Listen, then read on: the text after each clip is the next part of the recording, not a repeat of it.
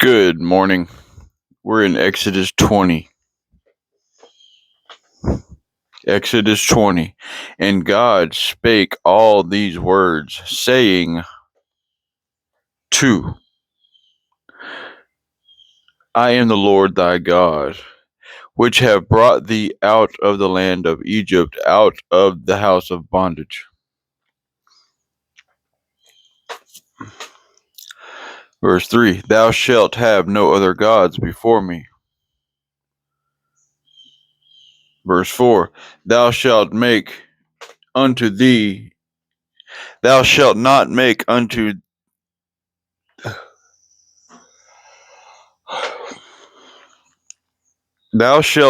make unto thee any graven image,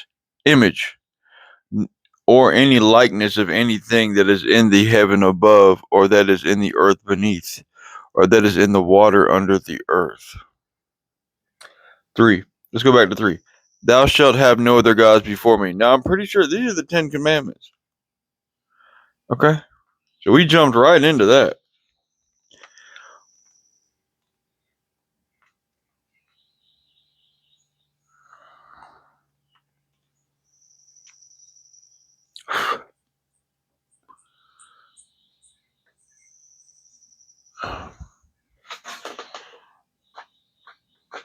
Okay. So this is kind of a surprise right here, because we just went from, he told Moses to go down unto the people and speak unto them. No, Moses went down unto the people and spake unto them in the last verse, and all of a sudden God spoke all these words. So these are the 10 commandments breaking out, obviously.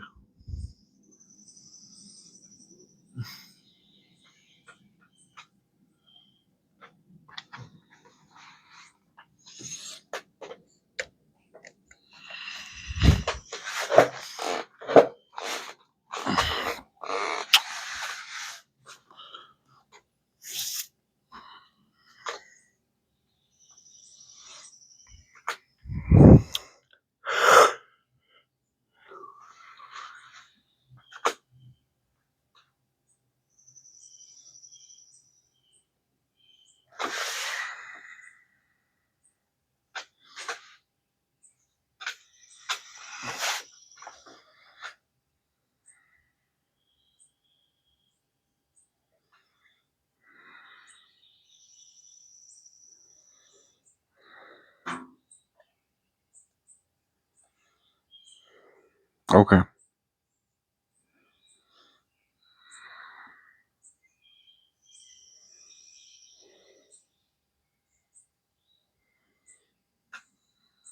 Graven image.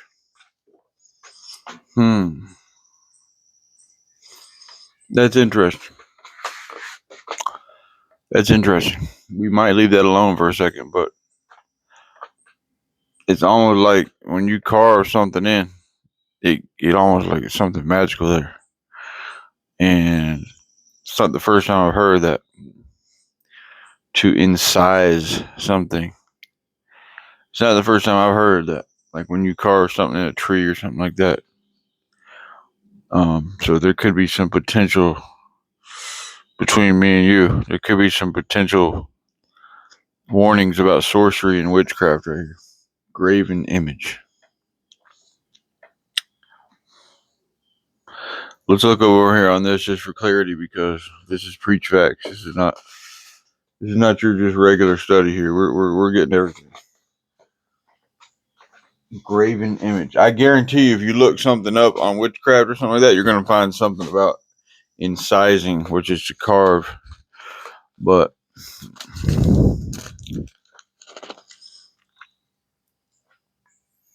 carving stuff in trees, names, stuff like that has powers, if I'm not mistaken. So y'all be careful. I wouldn't do that. All right.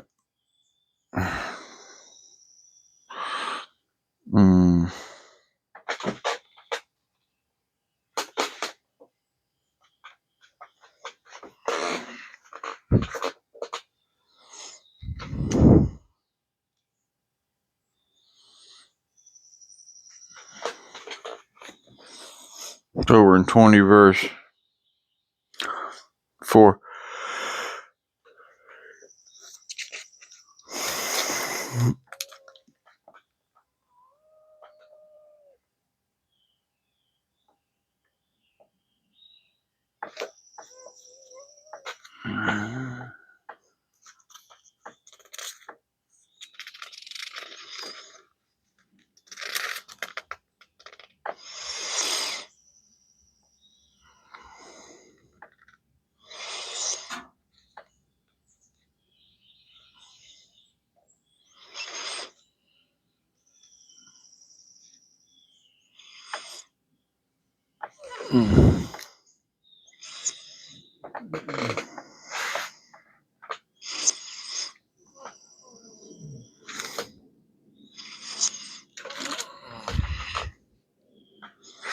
You shall not make for yourself a carved image, or any likeness of anything that is in the heaven above, or that is in the earth beneath,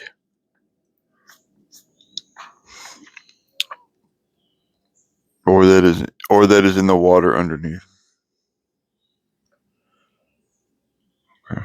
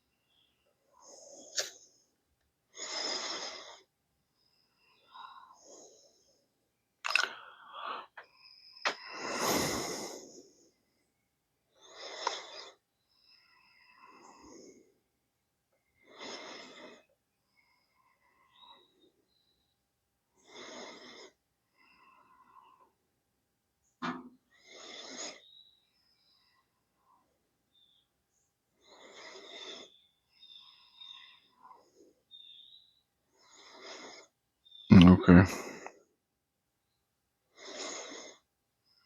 The Lord is a jealous God.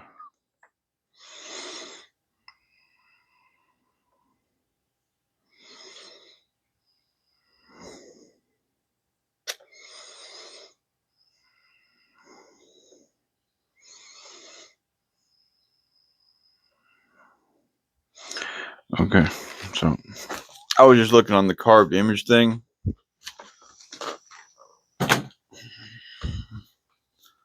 because I know there's more to it than that. But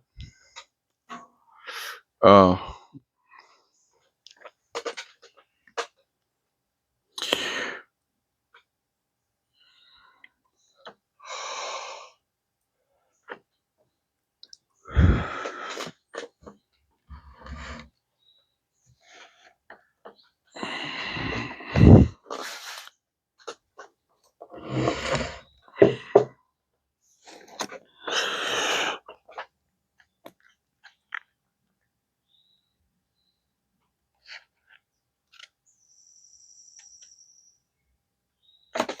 for I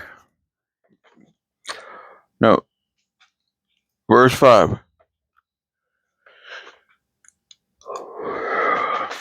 Thou shalt not bow down thyself to them, n-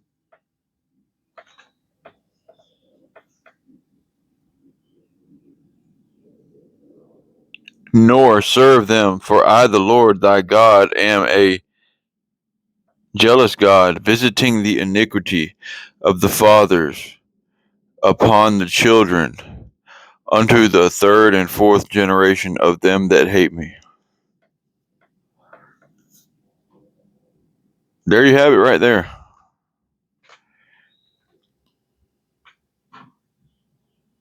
There you have it right there. Everybody's always saying, oh, God isn't fair, God isn't just, look what's happening, look what's happening. Dude, he just told y'all right there that he'll punish down through the generations for one person's thing. Okay.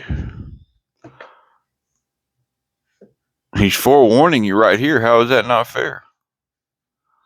He's God. Who can tell God that's not right? Oh, God. Well, guess what, God? You shouldn't do that because it was the forefathers that did that. Well, guess what? Maybe, why do you think he sent the Christ? He fixed all that. Why do you think he sent the Christ? He sent the Christ because of Adam's sin.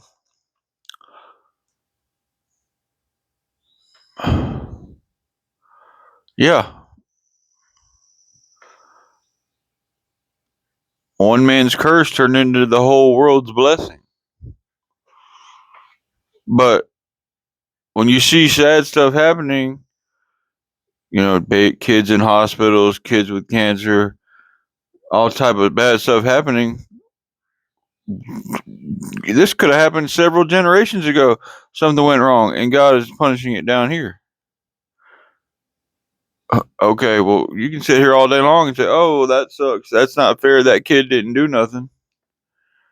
Don't tell me that. Tell God that. I'm not in this. I'm just over here as observing.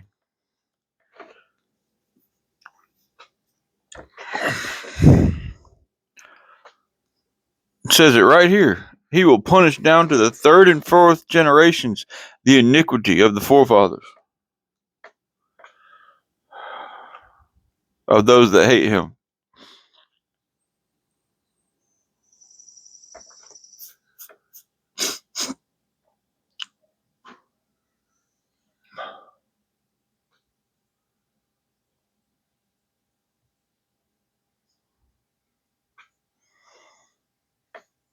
So when you see stuff that's not good, just go to Exodus 20 verse 5, and there's your explanation. You see something that's wrong, hey, it's right here, bro. He will punish down to the third and fourth generations of those that hate him. Visit the iniquity.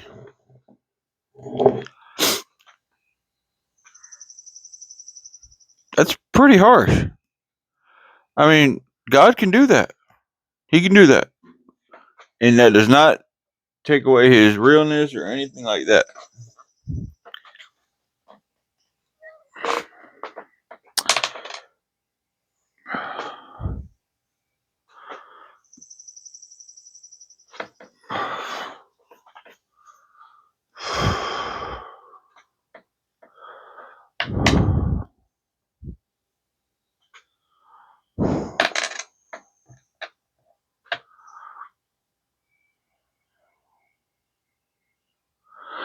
Verse 6, and showing mercy.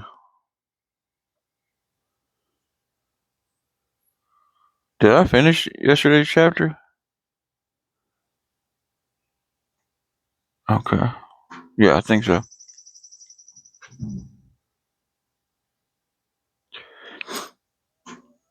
Okay.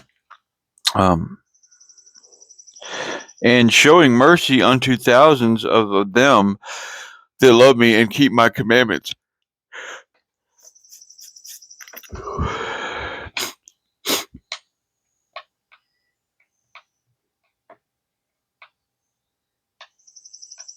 So there's your other half.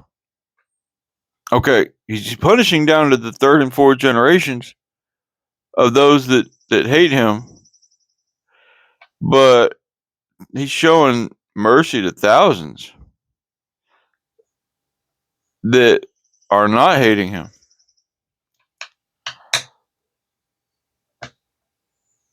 So there's the other side of that coin. Yeah. Don't tell God he's not fair and not just. God is going to he's going to have the scales even. Or not even, but mercy scales. They're going to be mercy scales.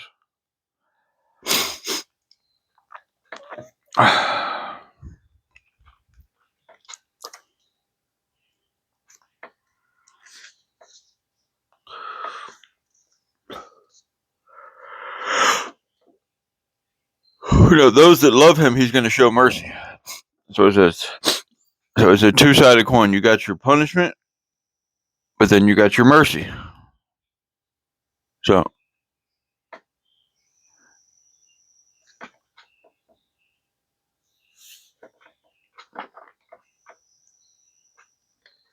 Verse 7. Thou shalt not take the name of the Lord thy God in vain, and for the Lord will not hold him guiltless that taketh his name in vain.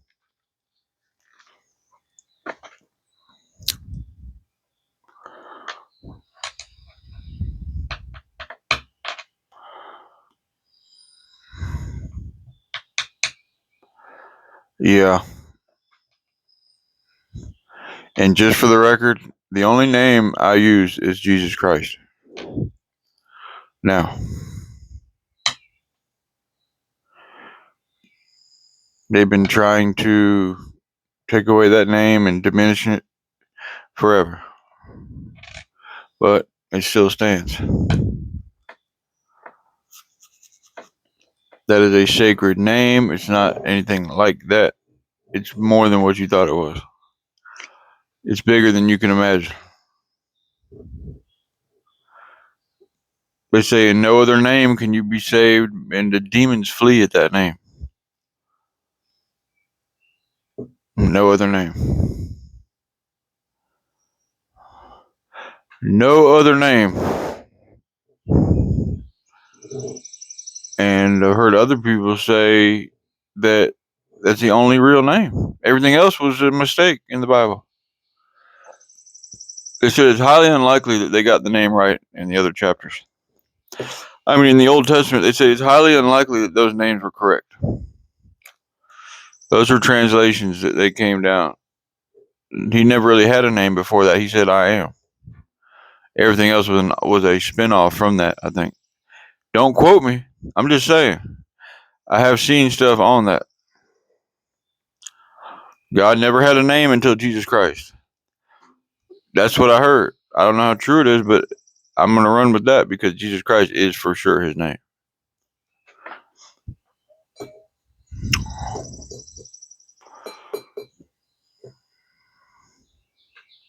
That's for sure the name of God.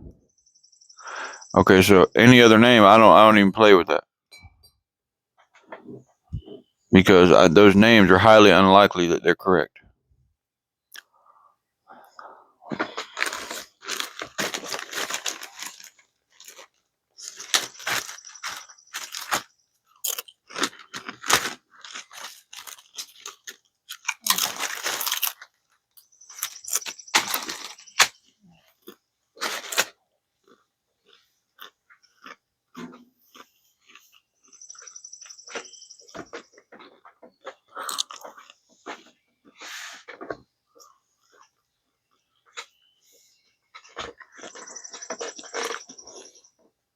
Moses said, what shall I tell them your name is? He said, I am. In other words, I don't need a name. Yep. That's why I don't use a name except for Jesus Christ anymore. Because anything else is just an offshoot from him. Period.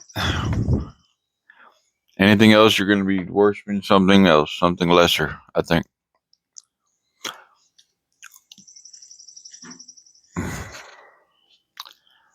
Okay, so.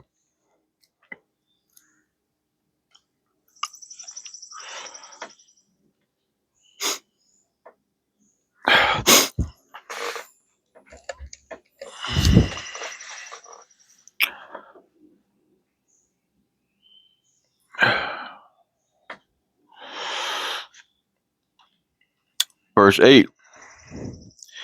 Remember the Sabbath day to keep it holy. Now, Jesus even healed people on the Sabbath. They said, whoa, what are you doing? You're telling that man to go pick up his mat and walk. No, blasphemy. No, you're in trouble. No. Oh, and on top of that, you're claiming to be the son. He said, first of all, it wasn't work anyway. But you're telling that man to work by picking up his mat and walking. They were just looking for straws, everything they could do to take its authority. But it's been noted that he was speaking with authority. Speaking with authority. You can't make this stuff up. Who writes about somebody having authority? They don't. Okay. You gotta have the eye for truth. Okay. He spoke with great authority. Okay.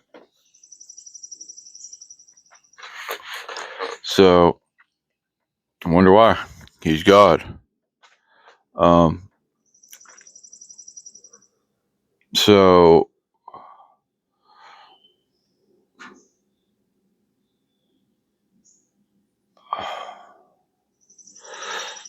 Mm-hmm.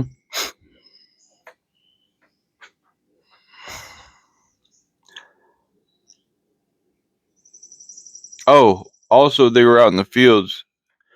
Um, I think they were getting grain because they were hungry. And somebody saw them. He said, "Hey, why were you and your friends out there in the field picking grain on the Sabbath?"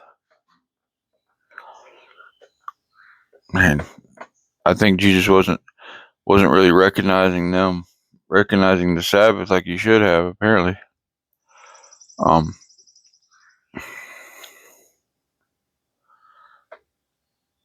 so like I said, you can't make this stuff up about the Sabbath and what Jesus did. Obviously, there was some friction there, which is a sign of its realness. Something happened. So I'm not sure about that last example, but yeah,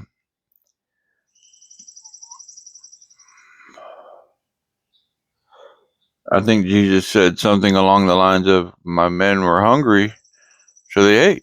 They weren't working; they were eating." I think that's what he said.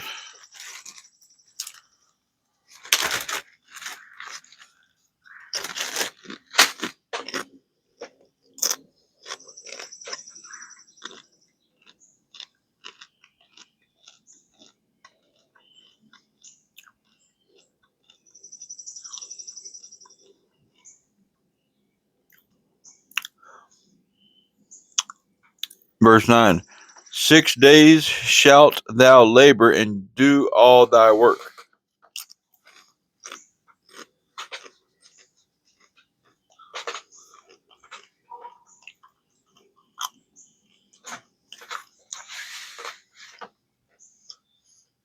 What verse talks about Jesus working on the Sabbath? I found this on the web.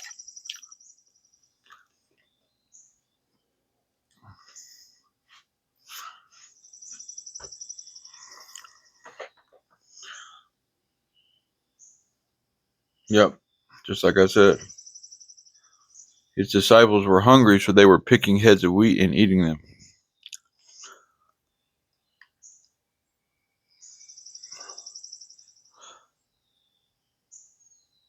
Haven't you read what David did when he and those with him were hungry? He went into God's house and broke the law by eating the bread of the presence, which only the priests were allowed to eat.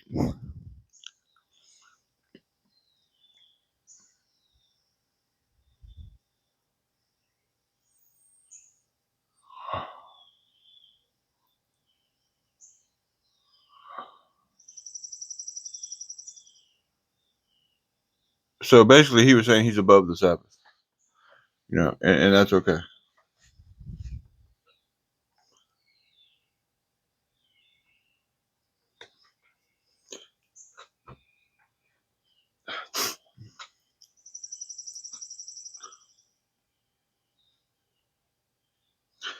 Healing on the Sabbath, heal on the Sabbath. Healing was working. So there's a lot of stuff. God, he was basically saying, hey, the Sabbath is for a lot of things, but it's not for God. God doesn't have to keep the Sabbath. That's basically what he's saying. The Sabbath is for man. Okay. He obviously wasn't man. Okay.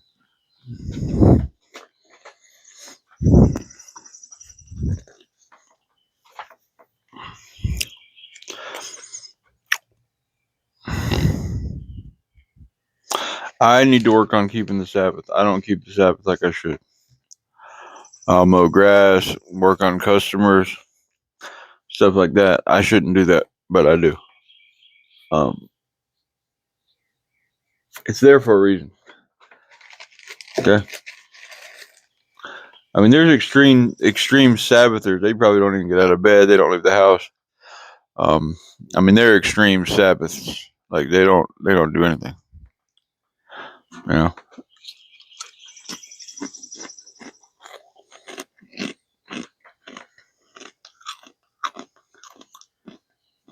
So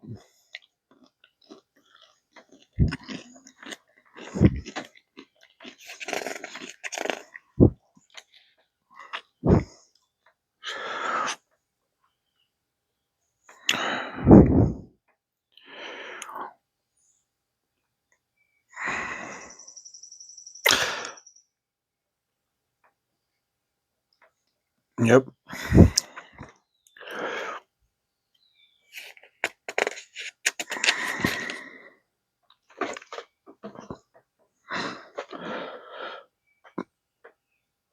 For verse 10, but the seventh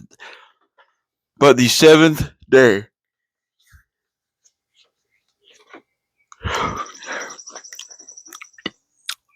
is the Sabbath of the Lord thy God. In it thou shalt not do any work, thou, nor thy son, nor thy daughter, thy manservant, nor thy maidservant, nor thy cattle, nor thy stranger that is within thy gates. For in 6 days the Lord made heaven and earth and the sea, and all that in them is, and rested the seventh day, and hallowed it.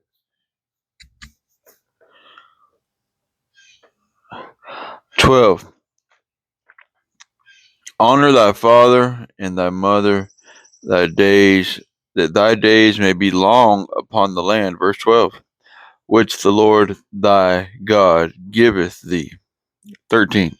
Thou shalt not kill. Shalt not kill. 14. Thou shalt not commit adultery. 15. Thou shalt not steal. 16. Thou shalt not bear false witness against thy neighbor. 17. Thou shalt not covet thy neighbor's house. Thou shalt not covet thy neighbor's wife, nor his manservant, nor his maidservant, nor his ox, nor his ass, nor anything that is thy neighbor's.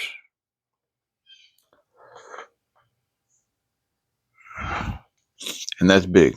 And that's totally not what's in the world today. Envy is one of the biggest things out there. Haters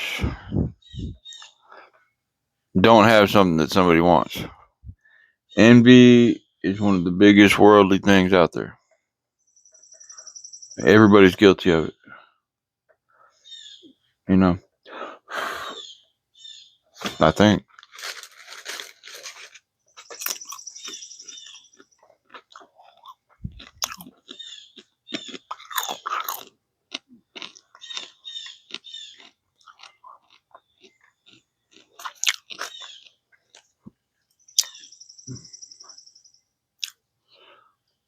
Sabbath.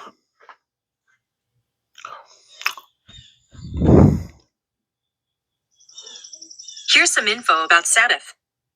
Hey, Gracie. My dog is sick, y'all.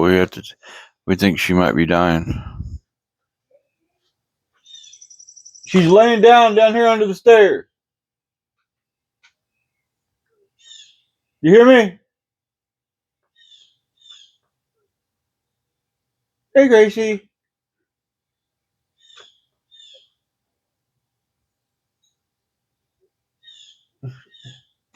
Gracie, come on, Gracie. Go up. Go up, Gracie. Come on. Go up, Gracie. I think my dog is dying, and it's the best dog that we ever had. Totally not acting right.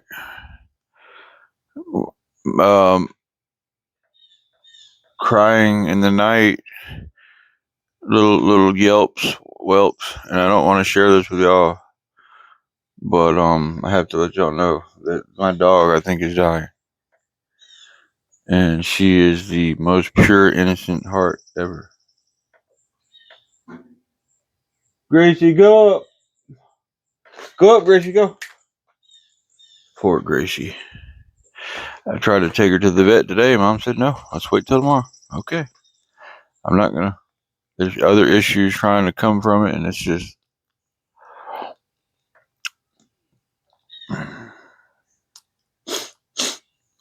I can't stand people that are in denial.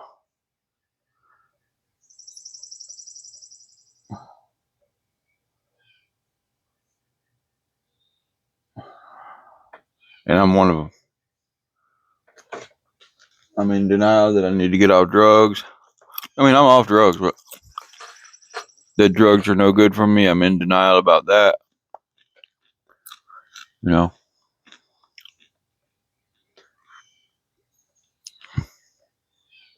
Good girl. Oh, Gracie.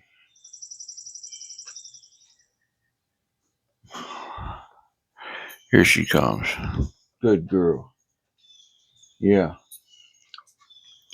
Good girl, Gracie.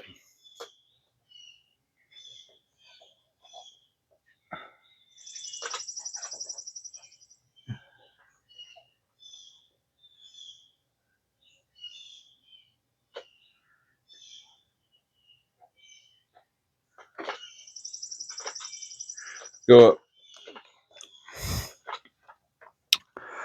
So.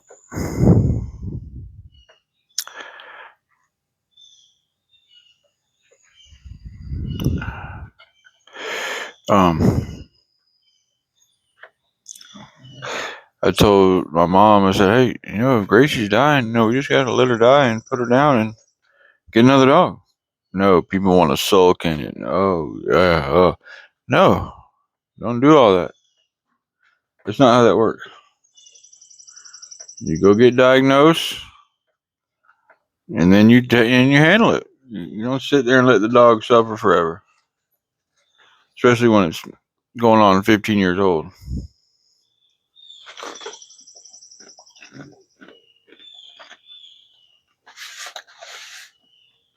Go. Come on. Come on, Gracie. Good girl. Good girl. Go lay down. If you don't know Gracie, she's all over my channel. But I think she's dying.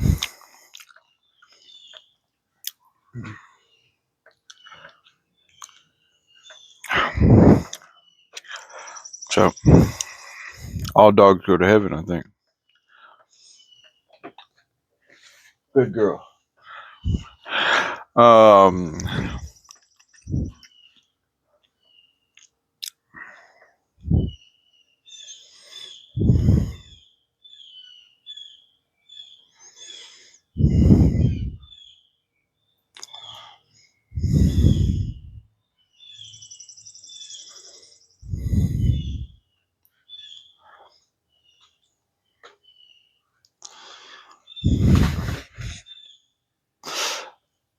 18. And all the people saw the thunderings and the lightnings and the noise of the trumpet and the mountain smoking.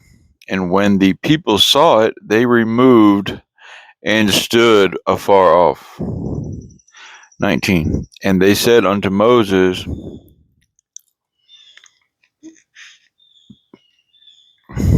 speak thou with us, and we will hear, but let not God speak with us, lest we die.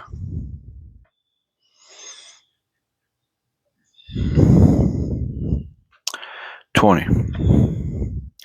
And Moses said unto the people, fear not, for God is come to prove you, and that his fear may be before your faces, that ye sin not. Yeah, let me read that on 2020 vision.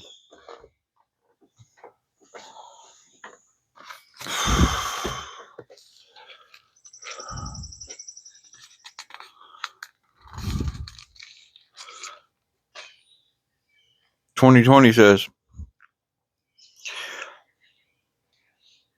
Moses said to the people, "Do not fear, for God has come to test you, that the fear of him may be before you, that you may not sin." There you have it. That's what it's all about. It's all about the sin.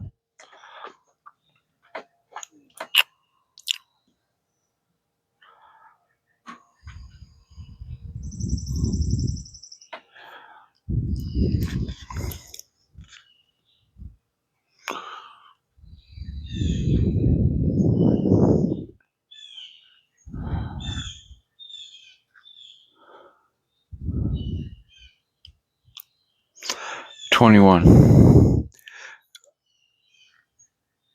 And the people stood afar off, and Moses drew near unto the thick darkness where God was. Whew. I tell you what, boy. You don't want no part of that, boy.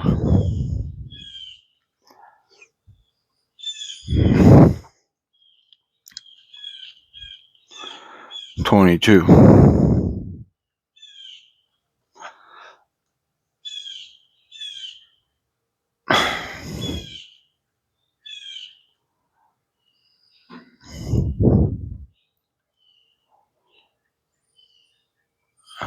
And the Lord said unto Moses, Thus thou shalt say unto the children of Israel, Ye have seen that I have talked with you from heaven.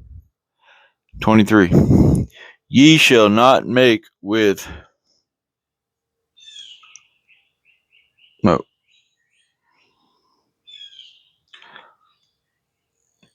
me gods of silver, neither shall ye make unto you gods of gold.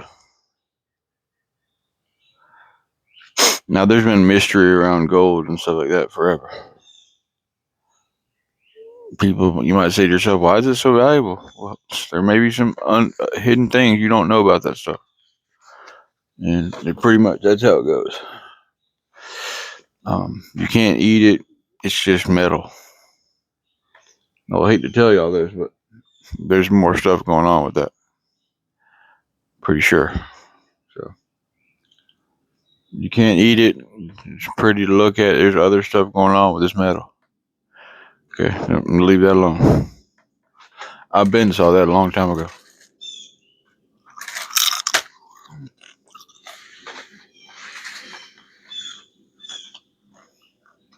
It's almost like a channel for spiritual stuff to come through.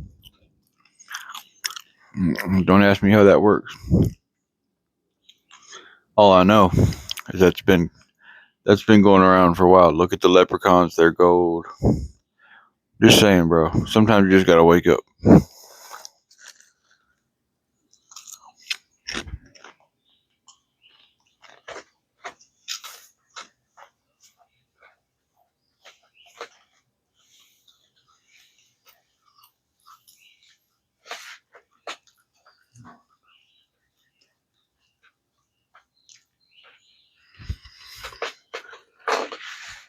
But yeah. I don't know all the mystery around that, but it's not just for a sitting block of stuff. The stuff has other uses. Probably with black magic or witchcraft or something like that.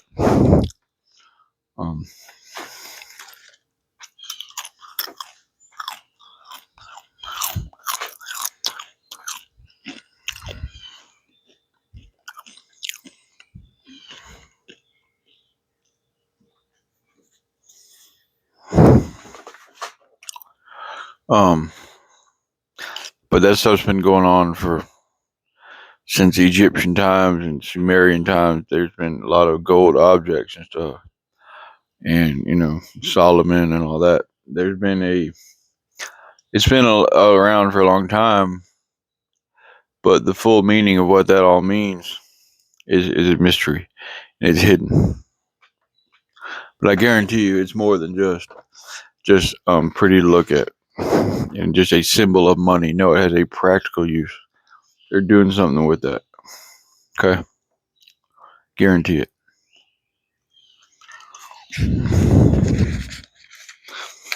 Whoever they is, God, whatever it is, whoever they is, it's not just sitting in a barn somewhere representing something.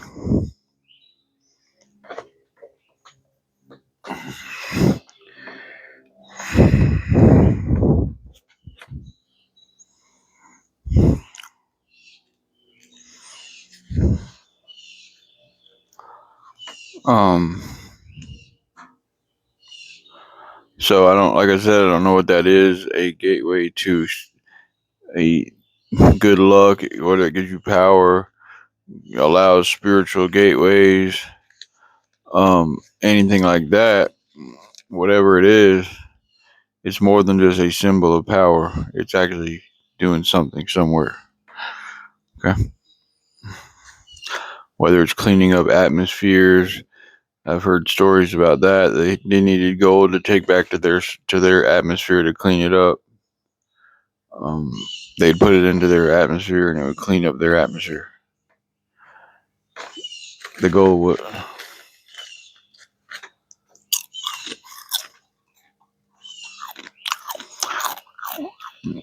But it's not just sitting on a shelf somewhere because it looks pretty. That's not what that is.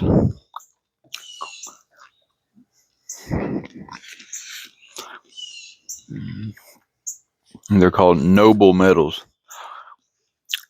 Noble metals on the periodic table of elements are called noble metals, like they're just good people or something. Okay, red flag right away. What is that about? Noble metals. I mean, really? Another red flag. You just have to know. I'm not saying it's something bad.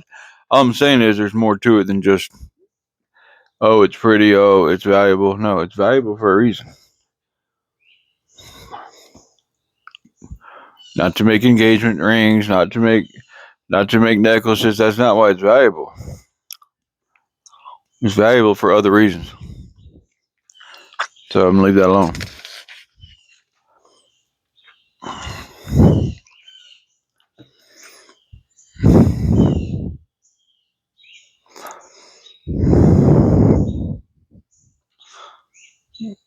Gold can be purified. The stuff that we get on jewelry and stuff today, that's not like real pure gold. No, it's not. They said the gold in heaven will be so pure it'll be clear. The streets of gold will be paved for clear, transparent like glass, but it's gold. That's how pure it'll be. So the gold we get around here today, it's been processed, that's not real gold. I mean, it may be, but it's not like it's supposed to be. It's not like what it can be.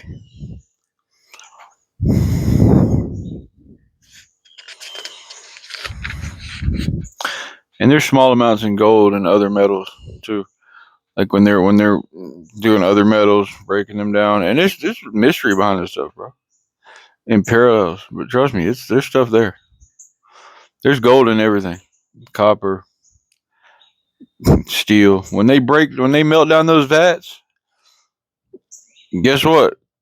As it keeps processing, there's going to be gold found in just about everything.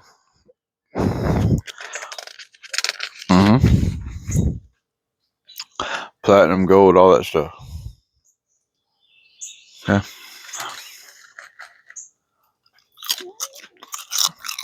I mean, look what it does. They go in catalytic converters, precious metals, and it sucks out. It purifies everything, even pollution. So there's magical properties with gold. Okay. It's not just on a shelf somewhere sitting.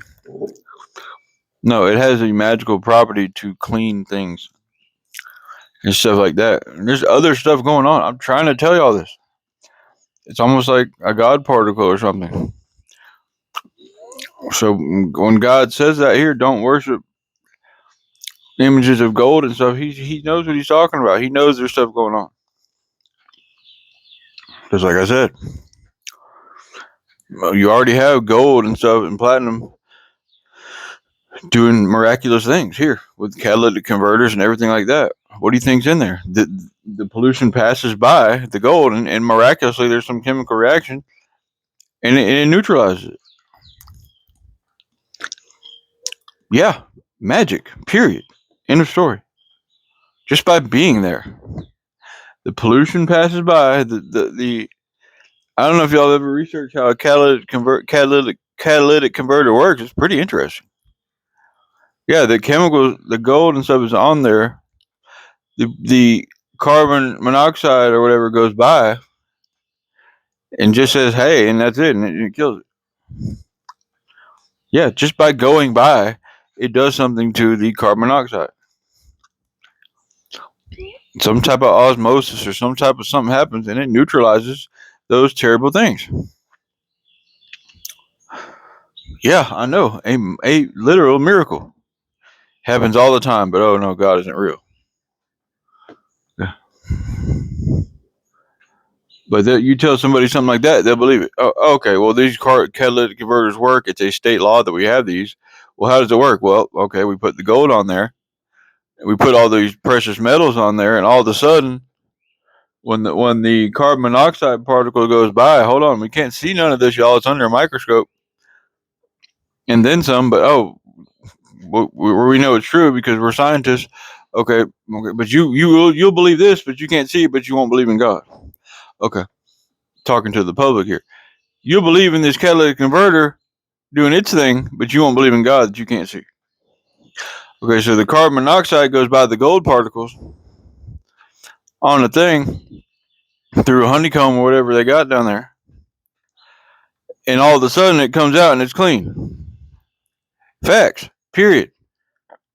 Well, how does that work? We don't know. We just know it works. Welcome to the world. Yeah, welcome to the world. God has given us everything we need to clean up the world. Yeah, welcome to the world.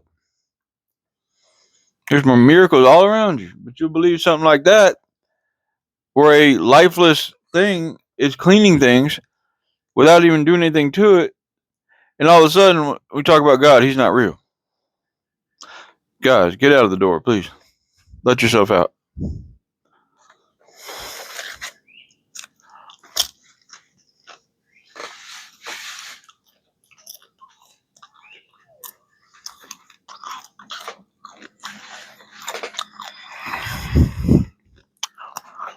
And try to finish this. Yes, catalytic converters have gold in them, platinum, palladium. All that stuff is more expensive than gold. It's a type of gold, though. It's a precious metal. They use them in all kinds of stuff. So it's not just sitting on a shelf somewhere looking pretty. Gold has magical properties. Period. End of story. Have a nice day. Yes, gold has magical properties, and they're using it in. Yeah. There's a chemical reaction when those air molecules go by. Goes by the gold at a close proximity, and they have to have a certain amount in there where they can test to see what's going into the catalytic converter and what's coming out. And apparently, they know what level of gold they need to put in there to make the conversion.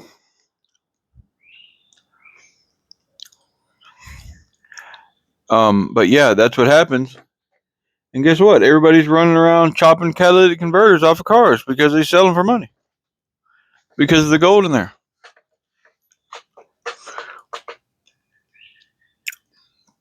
Yeah, created a huge criminal industry with that. Not created, but once people found out what was in there, yeah. Oh, it's a mayhem at that point. Oh, we're chopping up school buses. We're doing everything we can to get these catalytic converters because they're worth several $100s. Some of them $500-$600 or more, $1,000, just for one piece of thing right here. I had some one time that was off of my vehicles And there's different ways you can do it. You can melt it down, or you can do a chemical reaction extraction. I was going to do the chemical reaction. I said, look here, this is just like making meth. So I just said, no, I'm not doing this, and gave up. But you could send them in and get several $100s for one catalytic converter. Big money. Big money.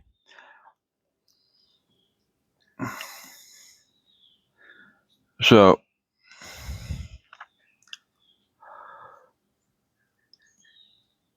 but at the end of the day, the common person doesn't know the value of precious metals.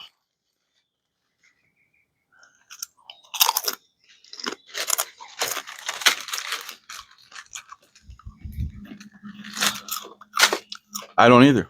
All I know is it does magical stuff. It's been going on forever.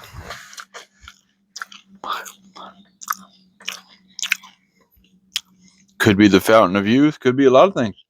Who knows? Who knows what this stuff can do? Who knows what that stuff can do? All I know is that God's telling us right here. Okay. 24.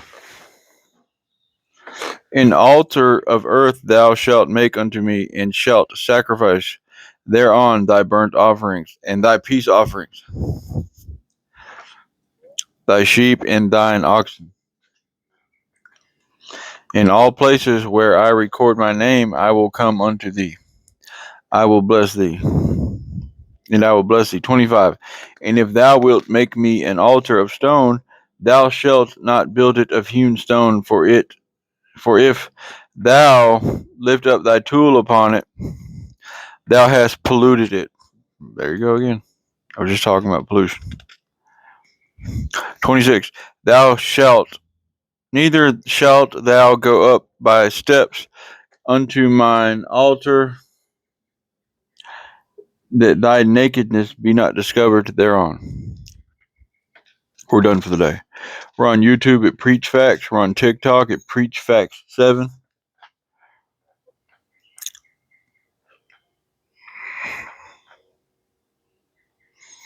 Thank you so much. See you tomorrow.